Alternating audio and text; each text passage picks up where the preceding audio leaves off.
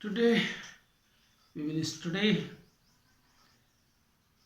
the poem from an elegy written in a country churchyard, written by Thomas Gray. Class 12th की ये 4th poetry है, poem है। एक algae है, algae मतलब शोक गीत है। तो इसका शीर्षक क्या है? From an elegy written in a country churchyard. एक शोक गीत जो गांव के चर्चयार्ड में यानी कब्रिस्तान में लिखी गई है, उससे लिया गया है। तो इस पोएट्री को हम लोग पढ़ते हैं। The curfew tolls the knell of parting day. The lowering herd winds slowly over the lea. The ploughman homeward plods his weary way and leaves the world to darkness and to me. ये पहले stanza में poet कहता है कि the curfew tolls the knell of parting day. Curfew शाम के समय गिरजाघर में बजने वाली घंटी। जो शाम के समय गिरजाघर में बजने वाली घंटी है, उसकी जो ध्वनि होती है क्या करती है? The knell of parting day. वह सूचना देती है, नेल सूचना देती है किस चीज की? पार्टिंग डे यानी दिन के समाप्त होने की। यानी शाम के समय गिरजाघर में बजने वाली घंटी दिन के समाप्त होने की सूचना देती है, संकेत देती है। और यहाँ पे पोएट का दो मतलब है। एक तो दिन के समाप्त होने यानी जो सुबह दिन निकला था और शाम को वो सूर्यास्त होने वाला है, उस दिन के सूचना देने की घंटी, मतलब घंटी जो शाम को बजती है उसकी सूचना देती है। दूसरी सूचना क्या देती है? कि किसी भी व्यक्ति के जीवन के समाप्त होने की भी सूचना वो देती है। तो यहाँ पे पोएट कहने का मतलब क्या है? कि आदमी के किसी भी व्यक्ति के मृत्यु की सूचना भी देने वाली घंटी। कहने का मतलब पार्टिंग ऑफ डे का मतलब दिन पूरा होना। दिन पूरा होने का मतलब किसी का समय पूरा होना यानी मृत्यु को प्राप्त होना। ये पोएम दो अर्थ में चलेगी, हमेशा ध्यान रखना है कि ये एलगी है, शोक गीत है, तो इसमें दो अर्थ निकलेंगे। एक तो जो शाब्दिक अर्थ है, दूसरा इसका जो भावनात्मक अर्थ है। तो भावनात्मक अर्थ इसका अर्थ ये है कि जो गिरजाघर के शाम के समय की बजने वाली घंटी है, द कर्फ्यू टोल्स, गिरजाघर के शाम के समय बजने वाली घंटी, it tolls the knell of parting day, वो दिन के समाप्त होने की सूचना देती है। साथ में भी पोएट ये भी कहना चाहता है कि जो गिरजाघर के शाम की घंटी बजती है वो किसी भी व्यक्ति के मृत्यु की भी सूचना है। यानी किसी के दिन के समाप्त होने, किसी व्यक्ति के दिन समाप्त होने मतलब उसकी मृत्यु आ जाने की भी सूचना है। और क्या कह रहा है? कब उस समय क्या स्थिति होती है? The lowering herd wind slowly over the lea.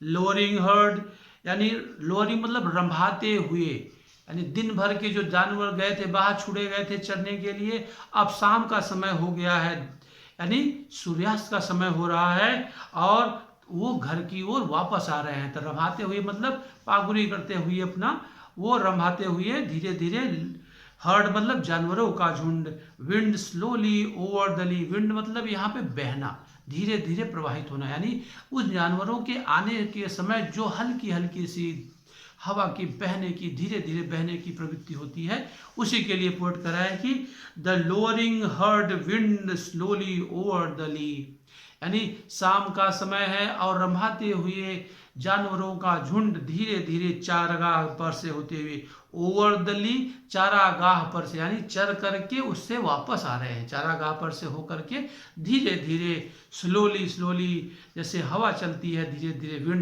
Wind मतलब प्राकृतिक हवा जो धीरे धीरे चलती है, उसी प्रकार से धीरे धीरे मंद गति से वो जानवर भी रंभाते हुए घरों की ओर चल दिए हैं, बस्तियों की ओर चल दिए हैं। और the ploughman homeward plods his weary way, और प्लाउमैन यानी किसान जो है, जो दिन भर कठोर परिश्रम खेतों में अपने किया हुआ है, अब क्या कर रहा है? वो होमवर्ड प्लॉट्स, घर की ओर, प्लॉट्स मतलब थके हुए, वेरी वे मतलब अपने थके हुए कदमों के साथ बिल्कुल एकदम धीरे धीरे। प्लॉट्स का मतलब है पैर को बहुत घसीट घसीट के आगे बढ़ाना, यानी थकान में इतना चूर हो गया है कि बहुत अच्छे से चल भी नहीं पा रहा है, तो बहुत संभाल संभाल के लगभग घसीटते जैसे पैर अपने वो आगे बढ़ाते हुए चल रहा है।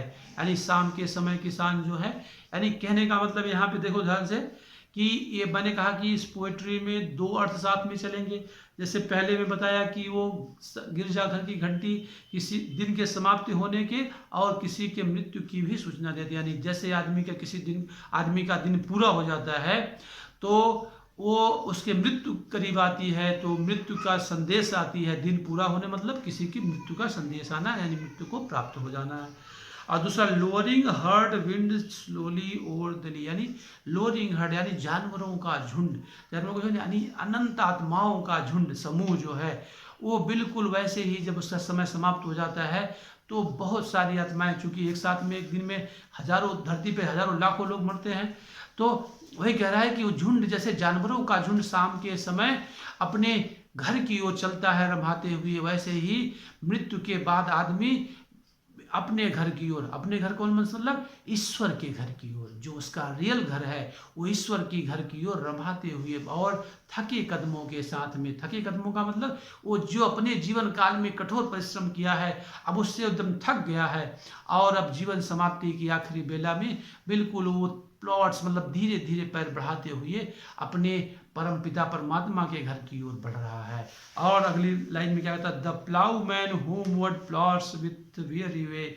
और जैसे कि किसान होते हैं वैसे ही किसानों की तरह दिन भर कठोर परिश्रम करके, तो जो भी संसार में व्यक्ति है किसान ही की तरह है, यानी कठोर परिश्रम इस धरती रूपी संसार रूपी खेत में ईश्वर के द्वारा भेजा गया है और दिन भर कठोर परिश्रम करता है, अपने पूरे जीवन काल कठोर परिश्रम करता है। और जीवन के समाप्ति पर, दिन के समाप्ति पर, जैसे किसान दिन के समाप्ति पे घर की ओर जाता है, वैसे मनुष्यों के दिन की समाप्ति पर, उसके समय पूरा होने पर वो ईश्वर के घर की ओर जाता है बिल्कुल थके हुए कदमों के साथ में। And leave the world to darkness and to me. और जैसे सूर्य अस्त होता है तो अंधेरा पीछे से आते जाता है। Leave the world to darkness, यानी जैसे जैसे दिन बीतता गया वैसे वैसे पीछे से अंधेरा छाता जाता है। और darkness world and to me, world मतलब इस संसार को और मेरी मतलब मेरी आत्मा को भी, यानी मेरी आत्मा को भी अंधकार ढकते जाता है, इस संसार को भी ढकते जाता है। यानी जैसे जैसे मृत्यु करीब आती है व्यक्ति के तो वैसे वैसे व्यक्ति के लिए अंधकार छाता जाता है। वो चाहे मैं हूँ, तो पोएट महसूस कर रहा है अपने अंदर कि world and to me, world मतलब संसार के लिए, यानी संसार में सबके साथ ऐसा होता है और मैं भी ऐसा महसूस कर रहा हूँ कि जैसे मेरे अंदर भी वो अंधकार छाता जा रहा है, जैसे संसार के अंदर अंधकार छाता जा रहा है। अब अगली पंक्ति में पोएट कहता है कि अब कब्रिस्तान के दृश्य का थोड़ा सा वर्णन है कि beneath those rugged elms that heat is shed, where heaved the turf in many a mouldering heap, each in his narrow cell forever laid, the rude forefathers of the hamlet sleep। यानी अब यहाँ कह रहा है the rude forefather of the hamlet sleep. जो rude forefather यानी जो असभ्य अशिक्षित, फोर फादर्स पूर्वज हैं किसके, ऑफ द हैमलेट, एक छोटे से गांव के, यानी एक छोटे से गांव के जो असभ्य अशिक्षित लोग हैं वो क्या कर रहे हैं, सो रहे हैं, स्लीप, सो रहे हैं। कहाँ सो रहे हैं, इस लास्ट लाइन का अर्थ पहले देखते हैं, अब इसके बाद ऊपर की लाइन का हम अर्थ देखते हैं। The rude forefathers of the hamlet sleep. Rude forefathers मतलब जो अशिक्षित असभ्य गांव के लोग हैं, व्यक्ति हैं, पूर्वज हैं हमारे, वो छोटे से किसी भी व्यक्ति गांव के, वो जो हमारे अशिक्षित पूर्वज हैं, असभ्य पूर्वज थे, वो यहाँ पे सो रहे हैं। कहाँ पे सो रहे हैं, Vineeth those rugged elms, Vineeth मतलब नीचे, दोज रग्ड एल्म्स, उन रग्ड थोड़ा सा भद्दे किस्म के जो इल्म के पेड़ होते हैं, इल्म का एक वृक्ष होता है जिसके तना थोड़ा सा भद्दा होता है, खुरदुरा टाइप का होता है, तो ऐसे खुरदुरे भद्दे इल्म के पेड़ों के नीचे, उन भद्दे इल्म के पेड़ों के नीचे, एंड ये ट्री शेड, और ये ट्री शेड का मतलब ये एक सदाबहार वृक्ष होता है जो हमेशा हरा भरा रहता है। तो ऐसे भद्दे पेड़ों के नीचे, यानी भद्दे इल्म के पेड़ों के नीचे, और उस इल्म के या तो उस सदाबहार इल्म ये वृक्ष के पेड़ों की छाया में, शेड मतलब छाया में, दैट ये ट्री शेड, इल्म के यानी सदाबहार वृक्ष की पेड़ों की छाया में, यानी वो कहीं भी हो सकता है। कहने का मतलब क्या है कि जो कब्रें बनती हैं वो निर्जन स्थानों पे होती हैं, तो कहीं कहीं तो बिल्कुल कीकर जैसे वृक्ष होते हैं जहाँ कोई छाया नहीं है, धूप ही धूप है, निर्जन है, और कहीं कहीं सदा हरे भरे रहने वाले वृक्ष हैं तो उसकी छाया के नीचे है। तो कब्रें जो बनी हैं वो ऐसी स्थिति में है, ऐसी जगहों पर हैं।